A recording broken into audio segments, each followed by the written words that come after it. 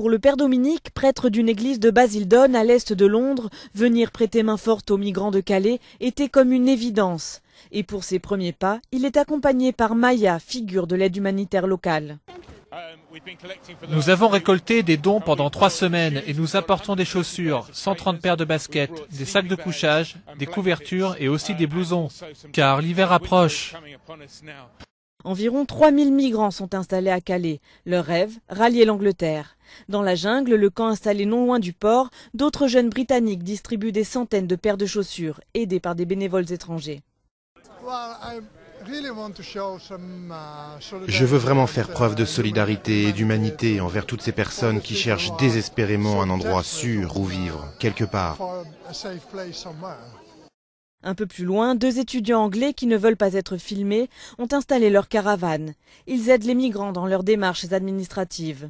Selon les ONG basées à Calais, l'aide venant de l'étranger, surtout de Grande-Bretagne, n'a cessé d'augmenter ces dernières semaines et dépasse largement les dons faits par les Français.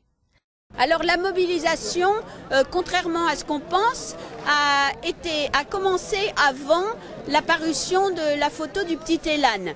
Elle a commencé une dizaine de jours avant, oui, au moins une dizaine de jours avant, et elle a commencé parce que certains Anglais sont venus sur la jungle passer 2-3 jours, parce qu'ils avaient l'impression que à la télévision, à la radio, on leur donnait pas vraiment les vraies informations, et donc ils sont venus pour en avoir le cœur net.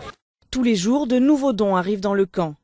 Avant de quitter la jungle, le père Dominique tient à prier dans l'église de Fortune, construite il y a 6 mois par les migrants.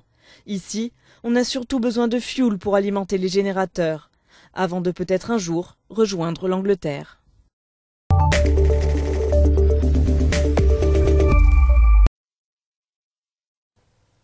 Ils ont fui la guerre et ont tout laissé derrière eux pour un avenir meilleur. Comme 350 000 autres réfugiés venus frapper aux portes de l'Europe depuis le début de l'année, Ahmad, Alia et Adam, famille originaire d'Irak, ont eux aussi tenté leur chance. C'est pour notre avenir et celui d'Adam. La situation à Bagdad est trop instable, et c'est de pire en pire. Nous ne pouvions pas continuer comme cela. C'est terrifiant. Lorsque vous sortez de chez vous, vous ne savez même pas si vous allez revenir.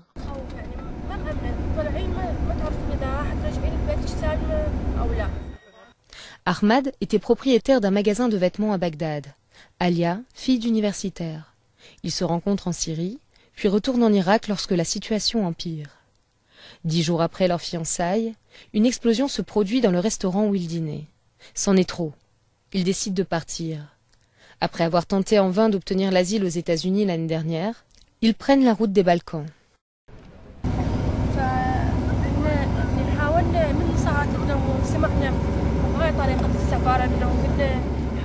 Nous avons donc tenté notre chance. Nous avons entendu parler de cette façon d'y arriver et nous avons essayé de partir aussi vite que possible. Nous avions peur que la situation ne change en Europe. Mes parents s'y sont opposés. C'était trop dangereux. Pour nous comme pour le bébé. Mais qu'aurions-nous pu faire d'autre? Nous y étions obligés. Il n'y avait pas d'autre solution.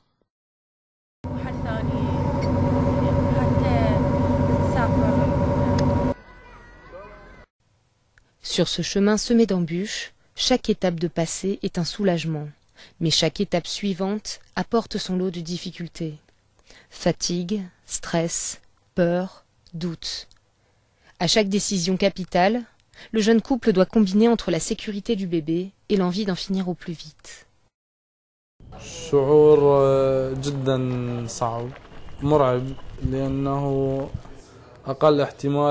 C'était très dur, terrifiant même, parce qu'après la traversée de la mer, tous ces dangers auxquels ma femme, mon fils et moi-même avons fait face, puis la Macédoine et puis la Serbie, toutes ces étapes, la moindre erreur peut vous faire revenir à la case départ.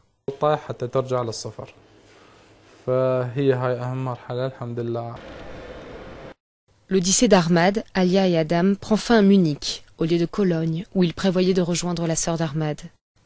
Ils auront traversé 7 pays et dépensé plus de 9 000 €. Pas d'acclamation ni d'applaudissements ce jour-là. Une page se tourne. C'est avec un goût amer et l'impression d'un périple presque réussi Que leur nouvelle vie commence.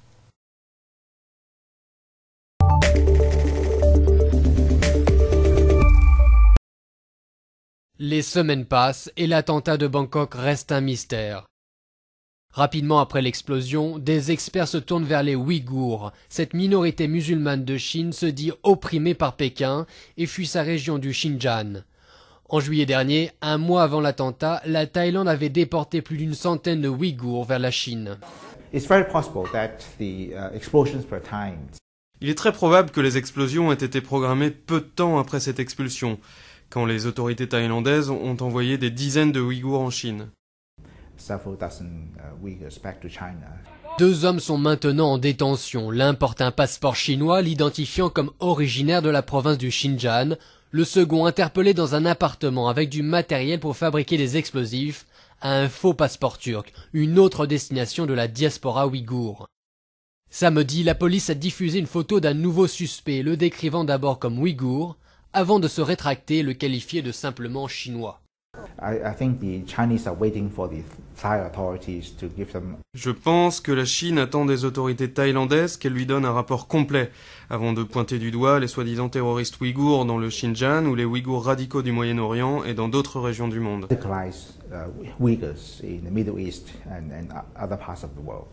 Avec le coup d'État l'année dernière, la junte militaire au pouvoir s'est rapprochée de la Chine. Elle craint à présent d'offenser son nouvel allié. Quels que soient les résultats de l'enquête, ils seront examinés de très près par Pékin.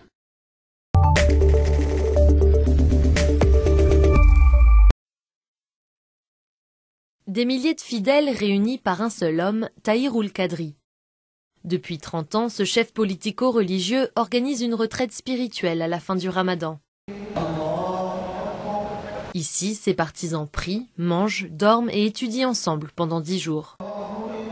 C'est devenu un camp éducatif, un camp d'entraînement spirituel, pour inculquer des valeurs morales, des valeurs éthiques à ceux qui y participent. Il y a un an, il ne s'agissait pas tant de prière, mais de révolution.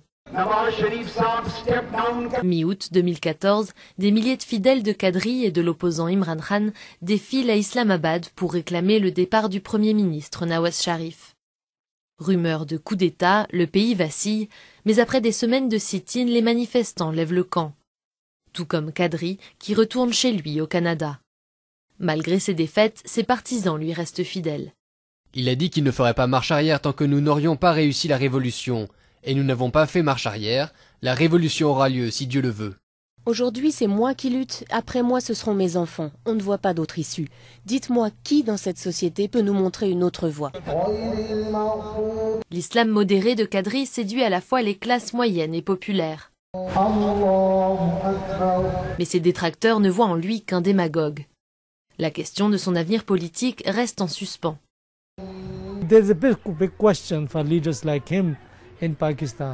Je crois que la grande question pour les dirigeants comme lui, c'est de savoir si oui ou non ils sauront transformer leur soutien religieux en un groupe d'électeurs important. Autre handicap pour Kadri, une santé fragile. À 64 ans, il suit des traitements réguliers au Canada, ce qui pourrait être un frein à sa révolution.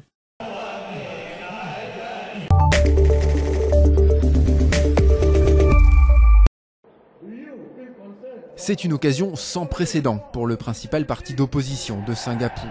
Lors des élections de vendredi, il espère doubler le nombre de sièges qu'il occupe au Parlement. Alors en meeting ou dans les rues, le message est martelé. La cité-État a besoin d'une opposition forte face au PAP, le parti qui dirige le pays depuis sa création, il y a 50 ans. Depuis longtemps, le PAP a une majorité écrasante à Singapour qui lui permet de faire les changements qu'il veut et de voter les lois qu'il veut. Il n'a pas à se soucier de l'avis des électeurs parce qu'il a toujours eu la majorité. Pour le parti au pouvoir, le calcul est simple. Voter pour lui, c'est voter pour la stabilité. Le Premier ministre actuel est d'ailleurs le fils du fondateur de la République, Lee Kuan Yew, à qui le pays doit sa réussite économique. Si on vous demande de voter pour le PAP, croyez-moi, ce n'est pas juste parce que nous nous occuperons bien de vos conseils municipaux, mais c'est aussi parce que nous gérerons le pays comme il faut. Nous avons l'intention de former le prochain gouvernement pour faire avancer Singapour. Pourtant, tout ne va pas si bien. Les prix de l'immobilier augmentent et les transports urbains sont saturés. Des critiques largement relayées sur les réseaux sociaux, peut-être le signe d'une prise de conscience politique de l'électorat. Je vois un réveil politique des Singapouriens. Les rassemblements sont extrêmement suivis. Les gens discutent des problèmes, les réseaux sociaux en parlent beaucoup également, et même les médias traditionnels en parlent, ce qu'ils n'auraient jamais fait il y a quelques années. Si l'élection semble jouer d'avance avec une victoire annoncée du Premier ministre, c'est son ampleur qui comptera. Chaque siège perdu au profit de l'opposition sera interprété comme un affaiblissement significatif du seul parti à avoir jamais dirigé Singapour.